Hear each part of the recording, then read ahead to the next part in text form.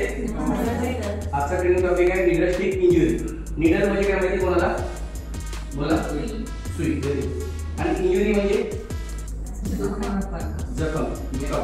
नीडलने झालेली दुखापत त्याला म्हणतात नीडल स्टिक इंजुरी. आता ज्यावेळी आपण नीडल लागतो ना त्यावेळी सर्वात पहिले ना पॅनिक नाही व्हायचं, घाबरायचं नाही. काय नाही करायचं?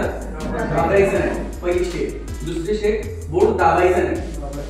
ठीक आहे. तिसरी स्टेप बोट तोंडात टाकायचं नाही. का? तिथे ब्लड म्हणजे इन्फेक्शन आपल्या शरीरामध्ये जाईल आणि आपल्याला इन्फेक्शन होऊ शकतं. ठीक आहे. त्यानंतर तुम्हाला काय करायचं आहे? वाहत्या नालाखाली पूर्ण ब्लड वाहून द्यायचं. ठीक आहे. पूर्ण ब्लड वाहून द्यायच्यानंतर तुम्हाला काय करायचं आहे? हँडवॉश करायचं. हँडवॉश करून झाल्यावर तुम्हाला तुमचे जे फ्लोअरचे सुपरवायझर असतील त्यांना तुम्हाला इन्फॉर्म करायचं आहे की मला नीडल स्टिक इंजुरी झालेली आहे. मग सुपरवायझर काय करते? तुम्हाला कॅज्युअलिटी मध्ये घेऊन जातील, इमर्जन्सी डिपार्टमेंट मध्ये. ठीक आहे. इमर्जन्सी डिपार्टमेंट मध्ये घेऊन गेल्यानंतर तुम्हाला तिथे डॉक्टर्स नर्सेस असतील ते तुम्हाला विचारतील कुठे नीडल लागली.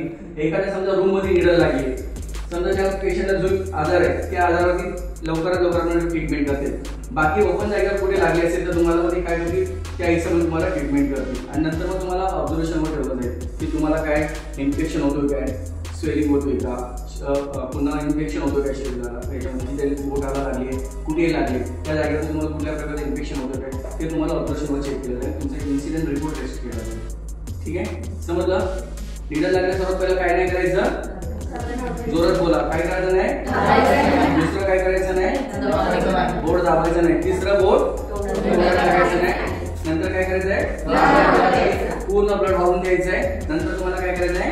हँडवॉश करायचं आहे. आपल्या फ्लोअरच्या सुपरवायझरला किंवा नर्सेस स्टाफ असतील त्यांना सांगायचं की मला नीडल स्टिक इंजुरी झालेली आहे. मग ते तुम्हाला कुठे घेऊन जाणार? इमर्जन्सी मध्ये घेऊन जाणार. मग तिथे तुमच्यावरती उपचार होणार, तुमचा एक इन्सिडेंट रिपोर्ट बनवला जाणार. समजलं? ठीक आहे.